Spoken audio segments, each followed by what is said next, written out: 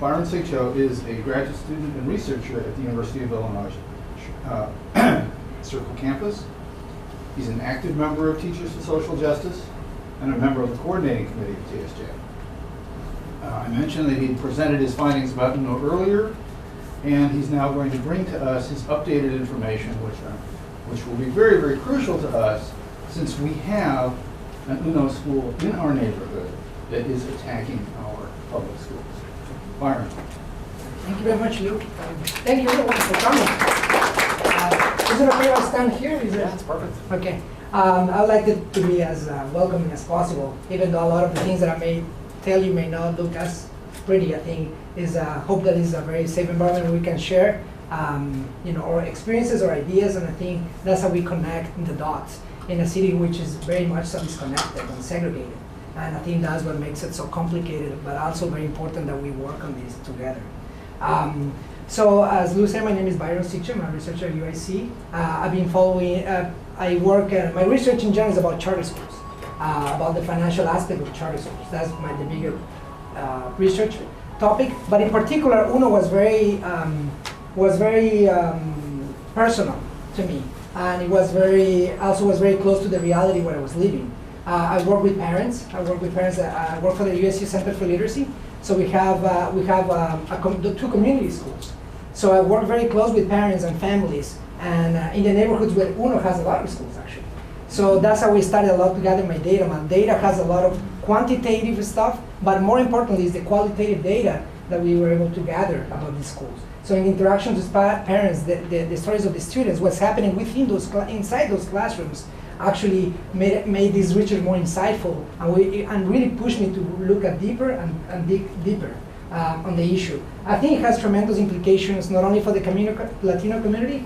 In particular, it has a lot of implications politically in the city, and I think it can make it can really turn policy around. They were really paying attention to evidence here.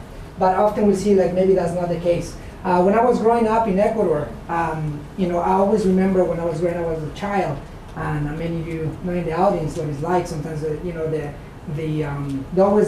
premise was there was not money for schools, there was no money for healthcare, and that we always had to pay an unbearable debt. That's how we grew up.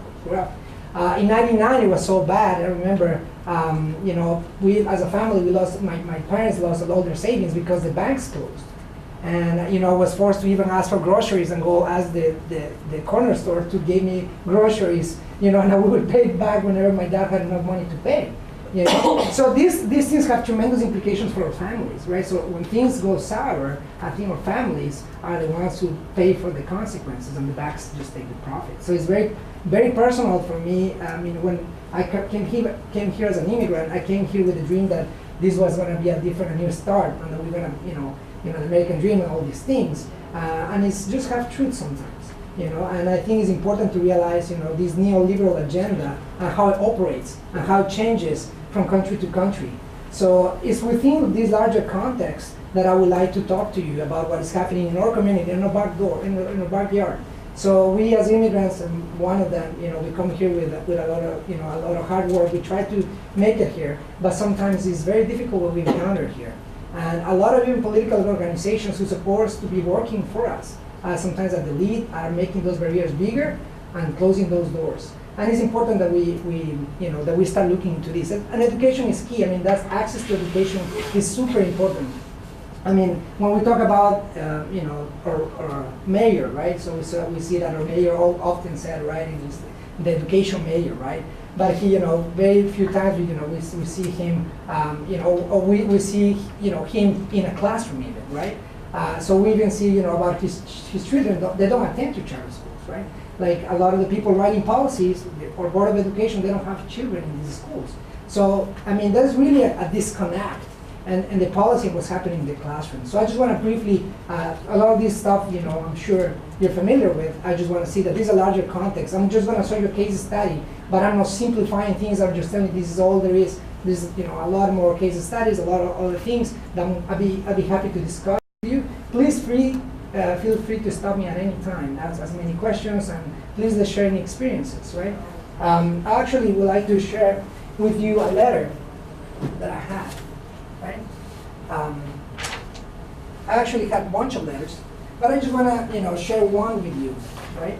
This is written by a 7th grader in a school, in an honor school. We worked with the mom. The mom was one of the ESL classes, right? And it was, the story. This is a desperate letter of the child writes to the principal because it was just severe bullying, to the child, and just was asking her to please, do something because she is impossible for her to learn in this kind of environment. I'm not going to write the whole, read the whole thing, but what I want to read is one. I want to address one thing that was very striking to me.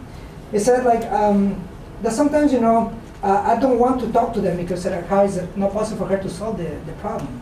I don't want to talk to them back because I'm scared that they will kick me out of the school, and that Mrs. and the teacher catch me speaking in Spanish, and I will get into more trouble.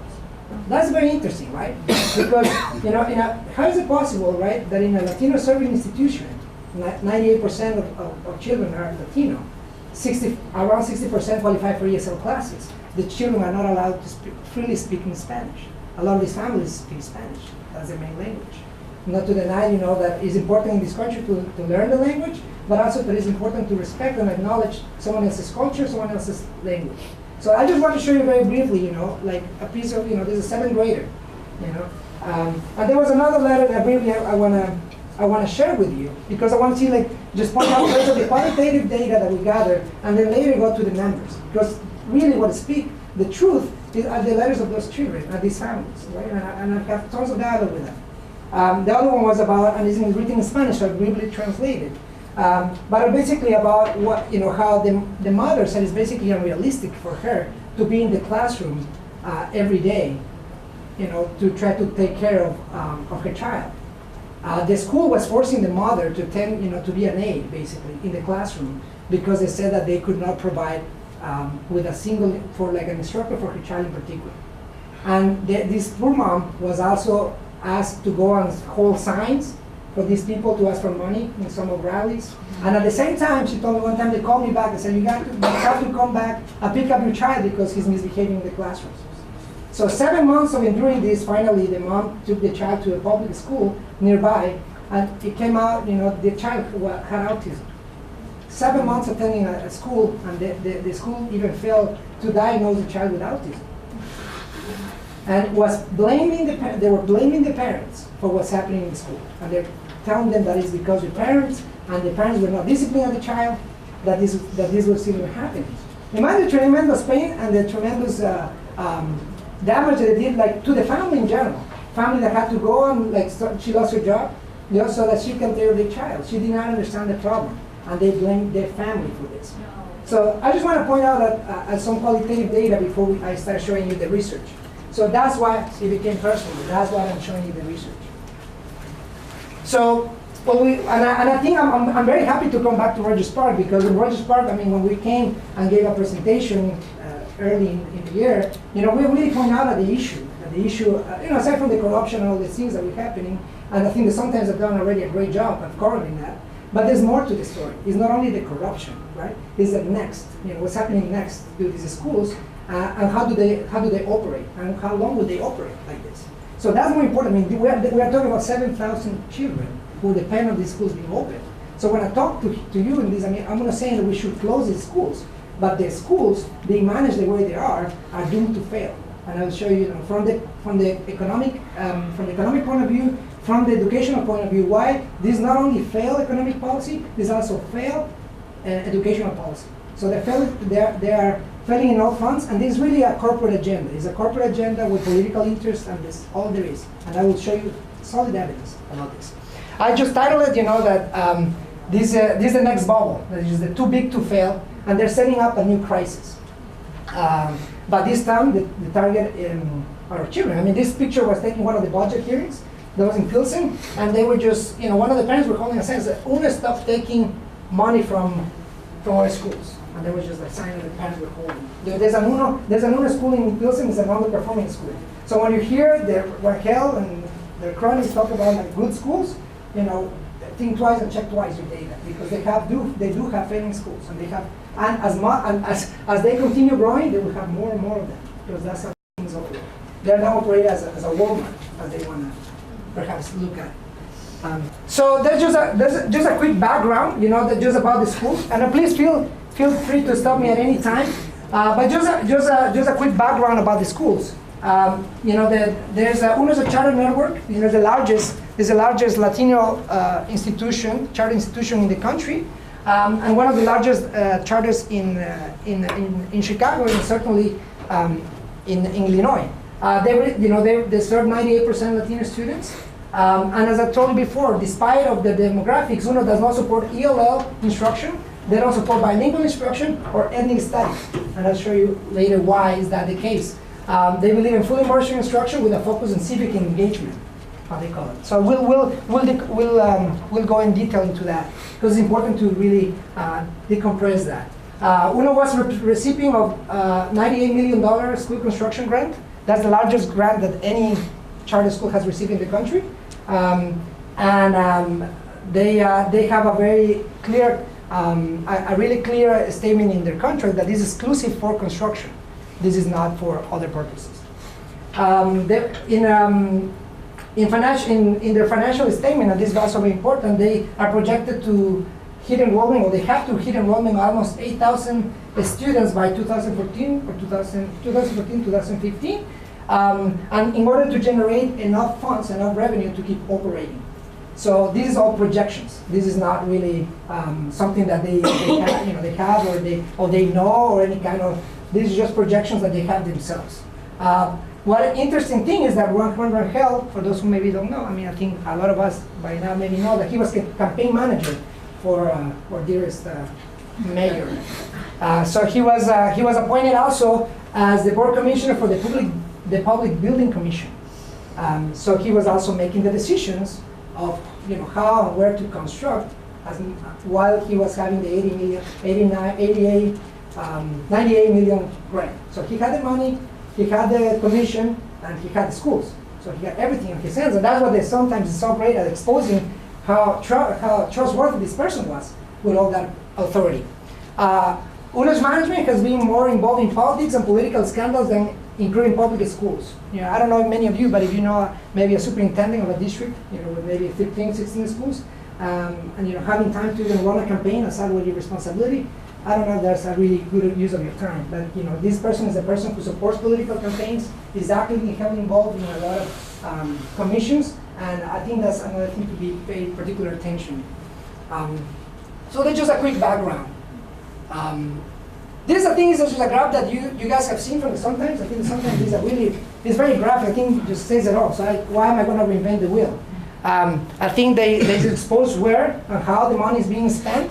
Approximately $13 million they have been spent with countries within their friends and their close circle. When the Tribune editorial team took over, they just took up a strong stance against this group. Byron Sigcho, all he had to say was that he knows it was wrong, but there were people that he trusted, right? And I just cannot believe that was just the slap on the wrist that he got. There's nothing else that came from that. And that's another interesting thing is that the same company, the Discotos, I think the chief financial officer and all of his brothers had a company, or they created a company. So that they have those nice windows and those nice appearance. Well, those were the guys who were making them. So they got an $8.5 million contract with them. Not only that, but recently we've followed the news, this same company now is going to get another contract from CPS. Even though they have been questioning from getting this kind of grant because of the clear conflict of interest, they're still going to keep contracting with CPS. Nobody could. Which issue was that in? Excuse me? Which issue was that in? This was, I think it was in February. But it was somewhere I was in February or March. It's been a while in the Sun Times. Okay. Because they've had some other articles too, but Oh. this was in February. Yeah, this was back in, I think probably March, I would say. I can get you the dates. But it's all public, you can see it. And they have a really good series about all the, and there's been scandal after scandal. Really look at it. The interesting part is that things don't stop, right? When you think, well, these guys, we clearly have, it's been shown that they have a conflict of interest, but yet they get another contract from CPS. How is that even possible, right? So I think the connections between the mayor and this group of politicians is becoming more and more obvious. So they have the reflection window company. And I will go more into what have done with the money. I mean, the reflection company, the reflection window company, is one of the most starting issues because of the amount of money they took and because nothing happened afterwards, and they're still doing it regardless. But there's other people involved. They're like I think there's like Aguila Security. I think the sister of one of the or state senators was like the brother was getting a contract. I mean, I will go into the details of why and how did they benefit it. But this represents approximately a cost of $2,500 per student. That's what these contracts would represent per student. It's $2,500 that they're spending among themselves. But I think that they sometimes have done enough to cover that part. So I'm just going to go to the more interesting part, which is the financial bubble, right? Because this is not the first time this has happened, and that's important to realize. In 2008, this group was already in troubles, in financial troubles, because they're running high deficits. They were running the biggest deficits in all the charter movement, how you call them, among all the charter operators. They were running the highest deficits. So they were already in 2006, after maybe having one or two schools since 1999, they start seeing this as a business. As this is really we can probably expand. They see it as a brand. And they started issuing debt. They started issuing bonds. So they started with an $8 million bond issued in 2006. They started projecting more students. They had approximately 1,000 students back then. And they just started saying, well, if we grow, we can borrow more money, we can get bigger, we can get more influential, we can get power. That's what I think they started looking at this. Not as an education, but as a way of expanding and becoming more influential in the city. By 2007, they said, well, we can issue more money. What's the problem with borrowing more money? Right? So they got $18 million in debt. This is about $10,000 debt per student, roughly, because their debt was highly correlated with the enrollment. By 2008, the debt was unsustainable because this debt they have high interest on these bonds. These bonds are not bonds that the regular people buy and they buy it in good faith. These are wealthy investors trying to get a high return on their bonds.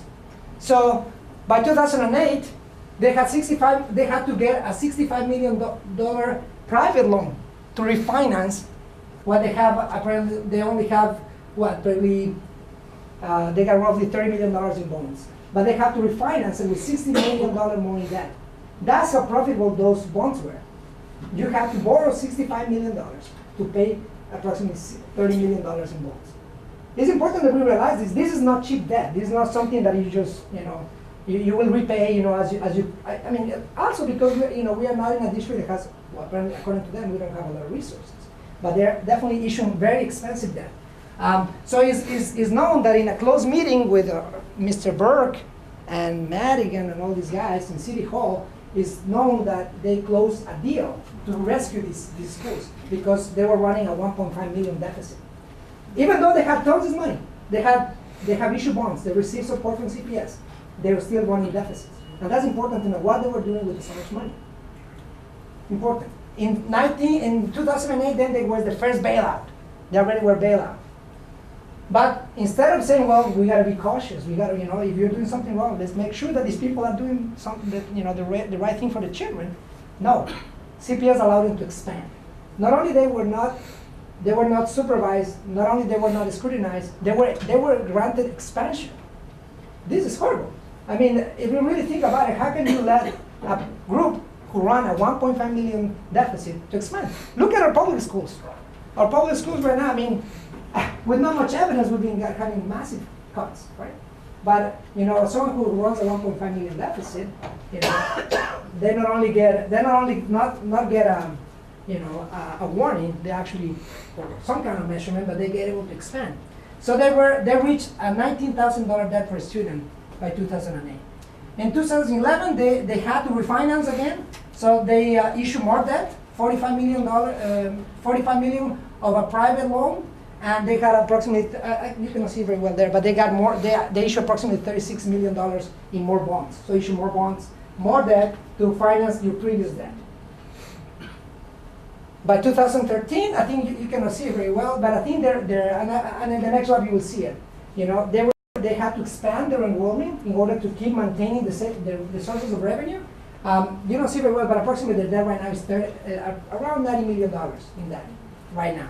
And their projections have been growing as they've been growing their debt. So that's how they sustain debt by enrolling more children and getting more money from them. So right now, I think they say, well, they roughly speak, I think it was 7,500 children, something like that they're projecting. Now, if they would hit that number, I don't know. Sorry, I don't know what happened with the graph, but here's kind of how I'll show you very quick how the debt looks like. So, in interest, just on interest on some of these bonds, we're not talking about, they also have some private loans. I'm just talking about the bonds, right? They have still a private loan. And by the way, about the private loan, the people who came and rescued or gave them the loans were actually some people who are very familiar with them. JP Morgan, we all know what happens with in times of crisis. They came in and came out with a loan. And some of these private loans are very, very, and that's where our previous mayor works now. He's an advisor for JP Morgan, and Mr. Daly. So I think, some of these instruments are highly, highly expensive for children. And we're talking about in some of these markets, you're able to double. In some of these private loans, you double your money in only 7 years, perhaps. There's really few things where you can double your money in only 7 years of investment. So if you look at the interest rate by year, right? Look at what happened to the principal. It's very little what they put through the principal, right? So you talk about 2020, they'll be paying only $700,000, and in bond interest, you talk about 2 million, 2.5 million just on interest. This is just interest that they're paying to wealthy investors. By then, if you accumulate the interest plus the principal that they borrow, they end up paying $90 million. Now, if they don't hit that, there are penalties, there are fees. And what is the collateral? The same schools that they built. That's collateral for all the bonds and all the debt that they issue. So the same $90 million that they got from the government may end up in the hands of wealthy investors if they don't pay. So that's what we're saying, too big to fail. Right? So I will continue. Please feel free to, if there's something, I hope I'm not going too fast. I'm just trying to show you that this is a concept, right? When you just keep growing, right, it's a pyramid. You just keep growing. This is what happened in the housing market, right? They say, well, prices would not fall down. The housing prices will keep always rising. But when they don't, the ones who suffer are the families, and in this case, the children. And I'll show you exactly what's happening now and what happened in 2008. And this has not changed much. But in 2008, when they were running high deficits, what happens with instruction? What happens with instruction? What happens within the classroom when they are not able to provide with the resources? Because here, there's no doubt about it. The people who have the priority here are the investors. The investors will always get the money first. Now, if you don't remember, there was a call that they got from Wall Street, actually. I don't remember. If you look it up, in the Sun-Times, they actually got a call from Wall Street that they were worried that they would not be able to honor the debt. So they were not issuing some of their projections. So these are schools connected very, very closely with the financial market. And we know how dangerous it was to connect housing, too closely to the derivatives. And the same way, this is so dangerous to connect schools with the financial market. But that's exactly what they do. They're connecting these schools with Wall Street. That's what they've done with very, very wealthy investors. So this graph shows you, and I'm sorry that you cannot see very well, but this is just for the charter operators back in 2008. They were running the highest deficit of all charter networks. And what happened was, at the same time, this is what was happening with instruction. If you look at UNO, like they were the very worst as far as financial, financial strength, and they were the very, very last one as far as the expenditure they had in academic services and support. They spent the least amount in academic services and support. I mean, only 45 cents of every dollar was going towards instruction. That's what they were cutting on ESL. That was what they were cutting in special education. That was what they were cutting on a lot of things that were expensive to them in order to honor their debt. Because a lot of those, more than over, 60% is going to, or around 60% is going just to that and other administrative costs. So instruction is, is negatively correlated. Is that when you're prioritizing your investors, you're sacrificing the kids. I mean, there's just no doubt about it. I mean, this, and by the way, this data came from the Civic Federation, which is a pro-charter organization. So if they want to check the numbers, they can check it with their own bodies.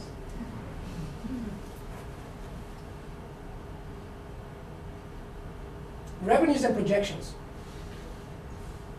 right? So it's very interesting how they project their numbers, and these also project numbers that they project themselves. So I'm just questioning what they're saying. I'm not making up my numbers. This is public information, and you can access this in another the bond in the bond contracts. You can access all these projections, but they're saying that that they were hitting approximately 4,200 kids in 2012.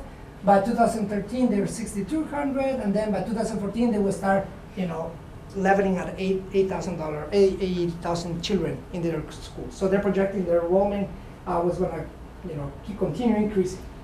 So they continue borrowing. But that's what happened when Rogers Park, when we came in February, there were concerns about why they were expanding a high school. If you already have, you have a high school, if rather than improve your local school, why is there a need to implement or expand with a high school? But these are the interests at stake. I mean, it has nothing to do with education. It's just about making profit for certain individuals. It's just enrollment for them means profit, revenue. That's how they read it, right? They don't read it as, this is just money for children's education. How do they get, I just don't understand numbers, how do they get more profit by enrolling students? Because technically the students don't pay, right? Well, who pays them? Yeah. CPS. CPS pays, and they decide who they will pay to. So CPS, has approximately, they provide per student. The funding comes per student. So the more students that you have, the more money you will get. Now, who checks those enrollment figures? That's another question that we'll discuss in a minute. But yeah, I mean, CPS is also you have state funding, you have, and you have federal funding, but also all those are linked to enrollment. They make a profit off of that and give it to their investors. I mean, we'll see how, right? It seems absurd, right? Yeah. But how can you make profit? And I will show you, that's exactly what I want to show you, right? How is it possible? And I will show you that this is not a small profit. I can show you that they are even projecting significant profit and significant revenue enough to make profit. They're projecting that themselves. So yes, you're right. I mean, how is that even possible, right? When our public schools are breaking even or getting huge cuts, right? Yeah. Well, that's exactly the point, right? It's important to understand that. So good, excellent question. So well, here's how they are, and this is exactly what you were talking about. Now that you talk about this fiscal year and how the revenues come in, right? So they have their per pupil funding. They have approximately $27 million. I mean, I don't know if you can see from there, but it's $27 million that they got from CPS. When they said per pupil funding, that's funding that came from CPS, right? Now you have extra funding. You have a special education funding that can come from state, can come from federal. You can have SGSA. You have a startup funding. That's funding that they can also get from CPS because they provide money for startups, and ELL funding. That's sometimes interesting because they don't support a lot of ELL instruction, but they yet project that they will spend the money. That was in 2012, right? By 2013, right, when a lot of the schools were already in troubles, they were getting $42 million from CPS. And in 2014, while a lot of our schools got a pay cut, and sometimes were doing all this great investigation about all the corruption, they were getting a raise. Believe it or not, they were getting raises. When everybody was getting cuts, they were getting raises, right? So they were getting a raise of approximately, I think they were saying $53 million, more or less. So they went from 27 million to 53 million. Now, is this technical? Is this something that they were doing differently? Or, well, they got more kids, they're enrolling more, they're expanding, they're trying to expand all over the city, but it was all to honor the debt, right? So they're being projected to spend more and more in different things, right? So in special education funding, they were saying that they were spending $2 million, and by next year they will be spending almost $4 million. Now those numbers I question. I question because I don't know if those children are being served or they're just children are being served, you know, in the public schools who are already defunded, that are already defunded. That's something that we hope to start questioning. What are they doing with that money? Because, you know, from what we see on the ground, what we see when we're talking with parents, is that the kids are not necessarily getting their services for special education, but yet they're getting paid for it. So that's what is important. Who is scrutinizing this? You know, who is making sure that this is happening, right? Now, there's another interesting thing that you have to take into consideration when we talk about special education, that there's a push to lift the cap for special education children to be in a classroom, for the number of education children you want to have in a classroom. Now, that's another sign where you can see, well, where are these children being served? Because for them, that means more money, right? But those children are being shifted around in other classrooms, you know, for them represents like cost saving. Because they're getting money, but they're not getting the services. And I think we ought to be looking, I'm not saying that that's definitely, because we cannot look at the books, that's another thing. We cannot look at how they're spending. They have not been able to let us in and look at, and take a forensic look at how they're doing and running their schools. And that's what we're calling for. We need to understand what they're doing with that money. Because they're definitely making those projections. Now, the ELL funding, they said that they spent $711,000, so they were spending that, and they're projecting that they were gonna spend a little over $1 million in ELL funding. Again, something that we know that they don't support. So, I mean, we really want to see if that's really happening in the classroom. That's what we ought to be looking at. In the same way that our public educations and our public schools are being scrutinized, we want to scrutinize the same people and what they're doing with that money. Because out of this, children are being hurt.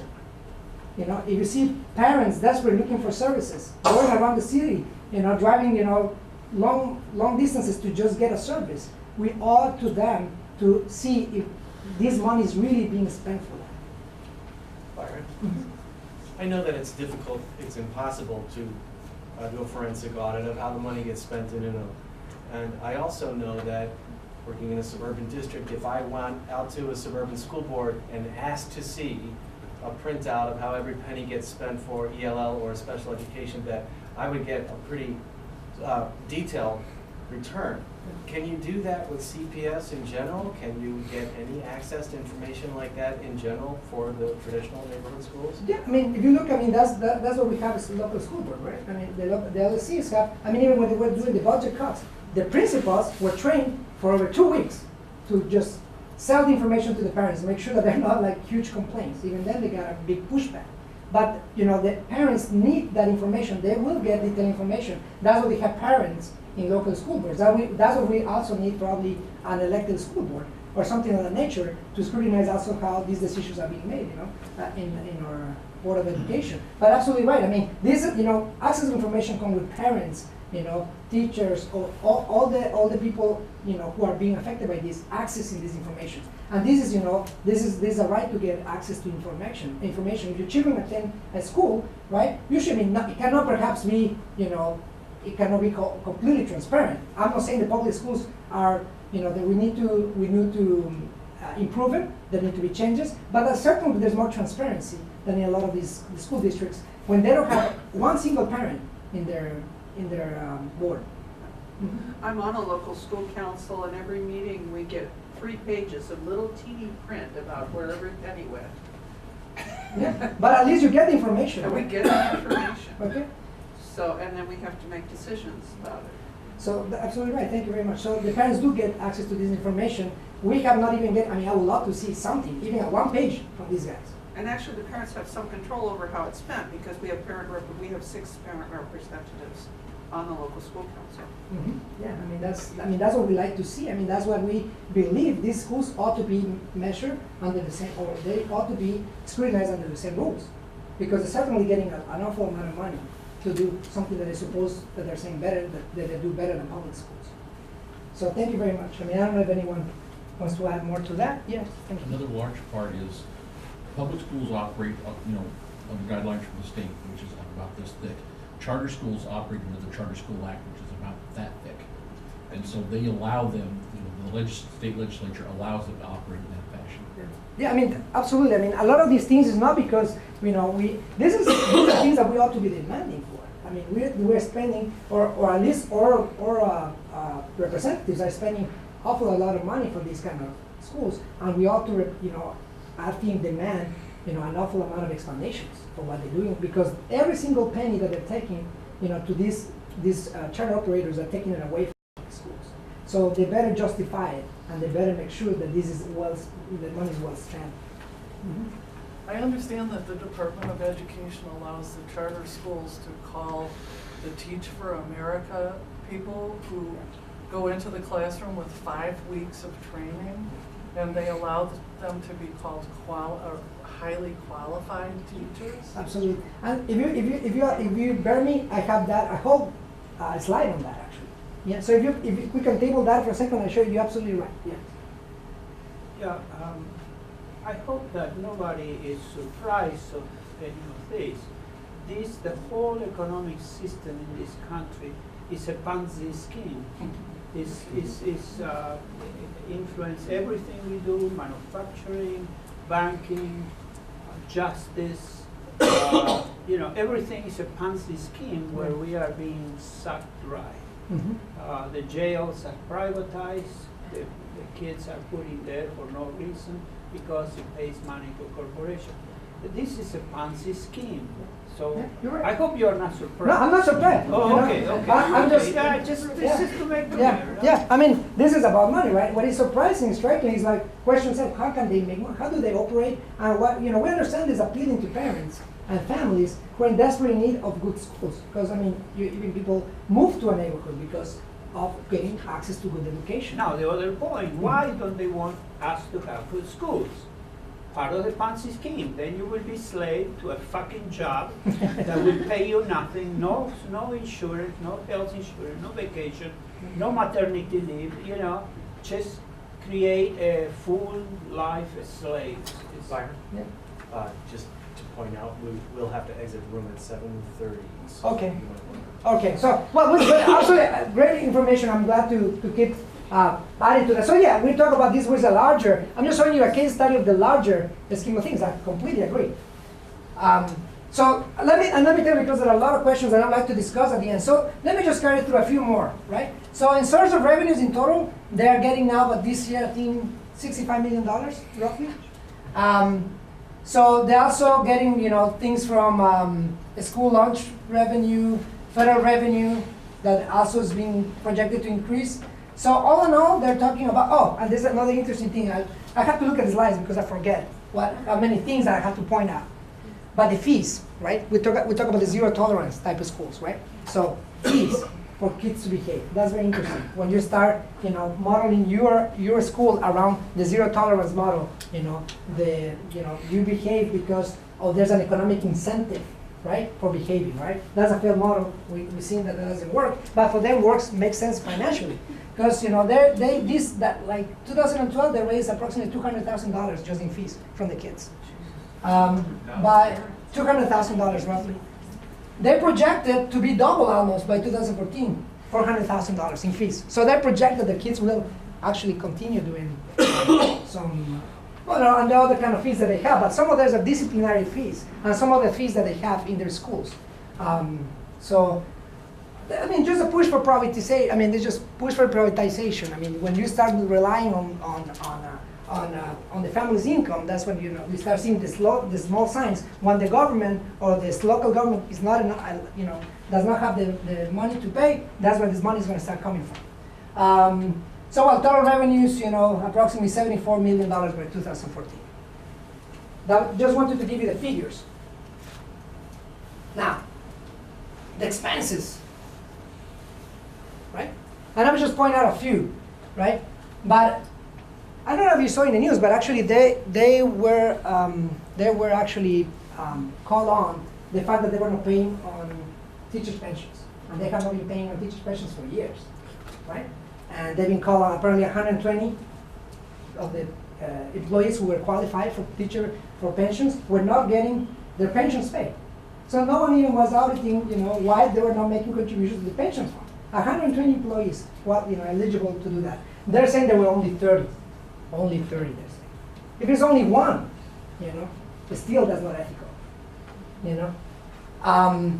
Professional development. $60,000 for project, and granted, you were right. They have, and I will show you, approximately quarter of their teachers are TFA, Another quarter, they don't have any certificate, only I think, I believe maybe half of them, a little less than half of them perhaps have a teaching background. So there's it's largely, and that's an economic risk, there's economic model for to save up in teaching compensation, have TFA, have people who just come for a job, that also the burnout rate is huge. They have teachers coming in and out. I was meeting over a dinner with one of the organizers, but now they have a union that they had to have. AFT actually got a lot of good information to force them, but then, we got to go beyond that. Right? It's not only allowing decent salaries, it's going beyond that. We need a whole new model for this.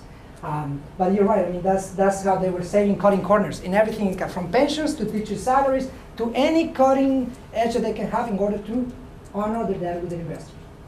So, in professional development, granted that they have unqualified teachers, they should be spending a lot more.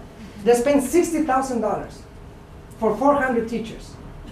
$60,000, right? And not only that, right? They only said, by next year maybe $81,000. So only $20,000 when they're expanding so heavily.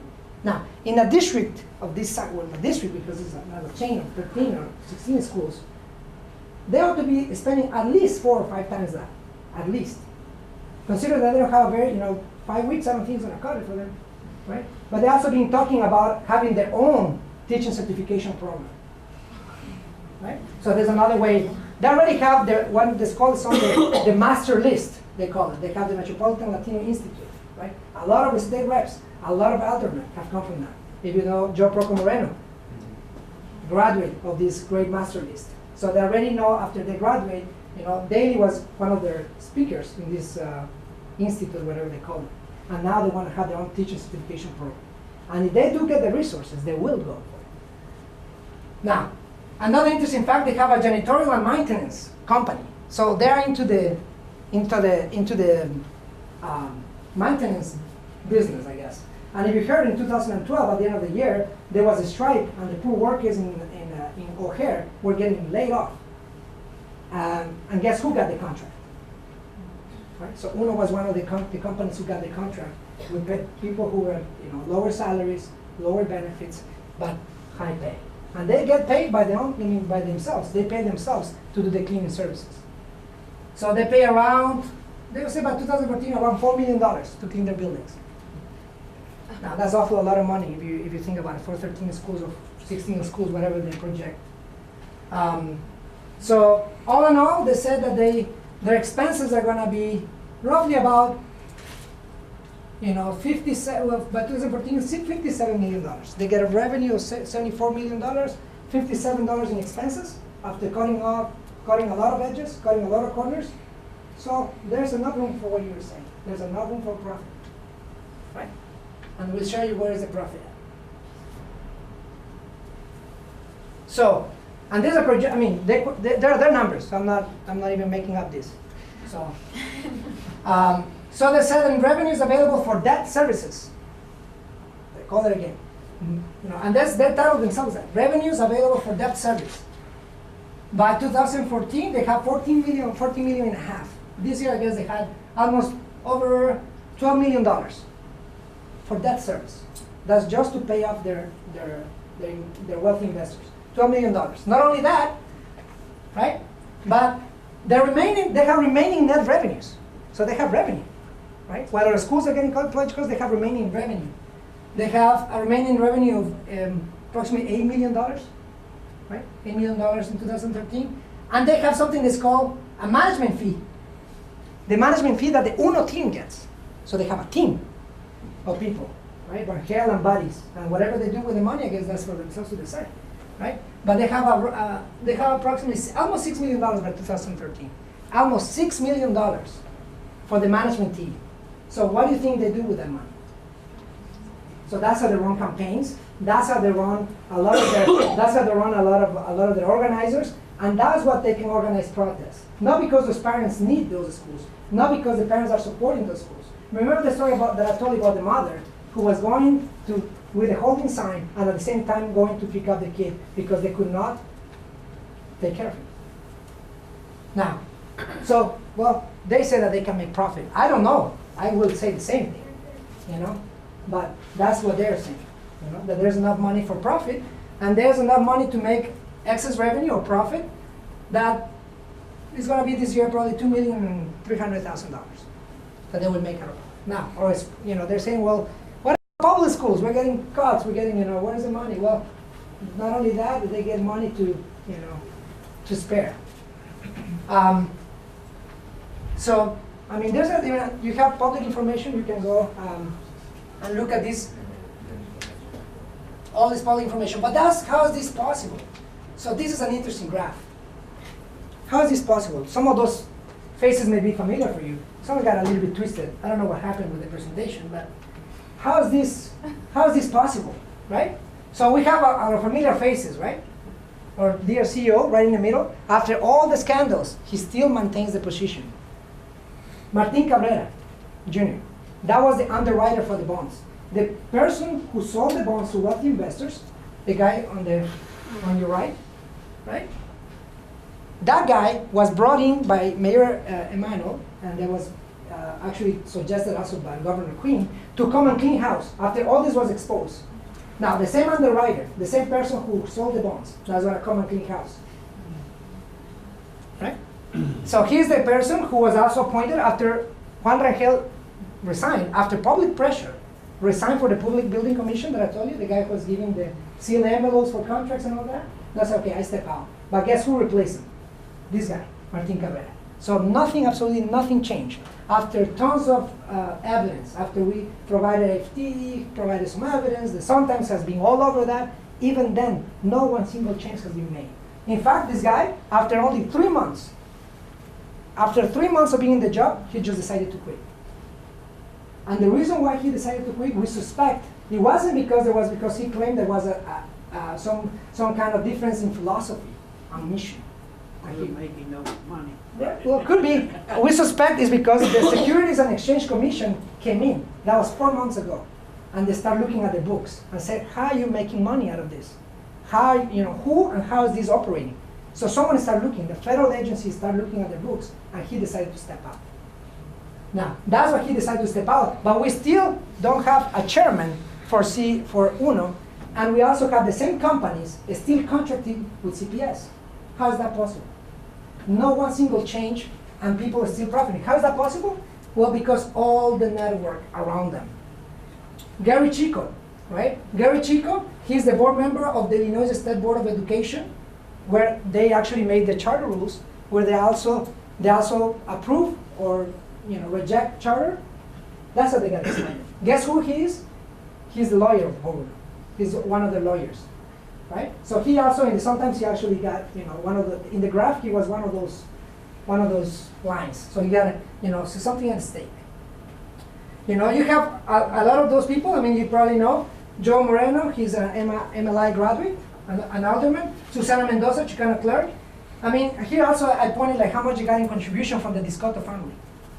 So they got money from the same companies. So UNO, of course, they don't write checks, but who, you know, those who do are the companies who contract for them, right? So those guys were signing very, very juicy checks to these guys. Danny Solis, alderman, 25th ward. I live there. One of the co-founders, right? This guy actually received one of the largest amounts, $30,000 in political contributions for his campaign. Last time he outspent the person in his ward 10-1. That was how difficult it was. And all the people around it. I mean, we have House reps, we have state reps. This state rep was actually in the education committee and also received $10,500 from the Discotto family. Acevedo, his brother received a security contract from the UNO. So all is a network, it's a whole network, you know, and that's what things are very difficult to change. Despite of the evidence, despite of there is so much evidence and so many people behind this, we cannot stop it. Could you talk about Luis Gutierrez? Oh, yeah, absolutely. So Luis Gutierrez, yeah, this guy was also arrested in immigration rally, right? Pro-immigrant. Great, I mean, we all for immigration here. I have not met a Latino person who is not for immigration, except maybe in Texas. But, but, you know, Luis Gutierrez he indirectly he supports, you know, Alderman Solis, their family ties, and he also supported financially, you know, a lot of the same, because they have a fund that is called Friends from Gutierrez, and he funds a lot of the same people. So we suspect there are links between them, and it's very difficult to promote any kind of demand forensic accounting when you have people at all levels. You know, So involved. do you have specific information about him, or this is just all kind of allegation? No, this is in person. I mean, he gave they give contribution. I mean, all this is factual information. Okay. We have put him on the side because he's not necessarily part of the closer network, but he's definitely difficult to get anything approved or pushed by someone like him even, because he's still affiliated with. So he's still there. He's maybe one of the outsiders, but part of the big network. So we have Ed Burke, we have Michael Madigan, you know, because those districts are changing and they more and more depend on Latino voters. So this is about politics. This is not about children, this is about politics. And that's why they're supporting a model that is failing financially, is failing educationally, and is failing for children. Now, all about politics. Now, I can definitely share this information with you. You can check, you can fact check. No, that's fine. But I would like to just kind of, because I know, so just some other information, right? That I already spoke about something like that, the first points, right? About how they keep financing that. I talk about Martin Cabrera, that only lasted 3 months. You know, they definitely favored their investors rather than kids. But this is very interesting. About, I don't know if you heard about the 36th board. An alderman Esposato questioning their recruiting practices and enrollment figures. So there's finally an alderman, and I hope that one day happens here also in Rogers Park, when you have an alderman who really wants to stand for the children, as they said, right? But Alderman Esposato starts saying, well, in a district, you know, that is diverse, how can you have like a 95% Latino enrollment? Now, you know, he's just questioning the enrollment figures. I mean, how, and you know, how the children, because it's supposed to be a lottery, right? So how the lottery is so, you know, how lottery is so good, you know? Maybe they were just very lucky. I think these children, in fact, are not so lucky. So, but there's finally one alderman who's starting directly, and the response that he's receiving from the owner management team is that, you know, that they have not still gathered the data, and they're still in the process. And he's still, you know, we hope that he continue questioning, because I think he's hitting at the nail when he's starting asking for this data that should be available, should be public information, but they hide it, and they hide it for a reason. Did the federal government continue their looking into their books? Yes, the investigation is still open.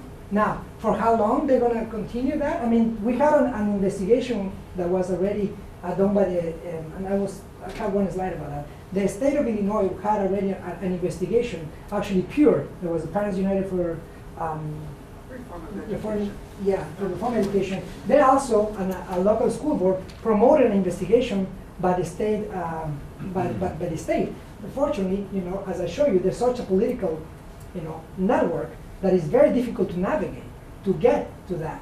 But, you know, now it's just so bad. I mean, even Moody's has been downgraded their debt because it's just bad debt. It's just not a model that is going to go anywhere, financially speaking, educationally, even more worse so, right? But this is about us. I mean, how long are we going to, you know, tolerate this? Because we cannot rely certainly on the politicians. There are very few that escape that network, and it's very difficult for them. Even when the alderman, there was 35 aldermen supporting like stopping the expansion with charters. 35 signed it. One of them managed, right?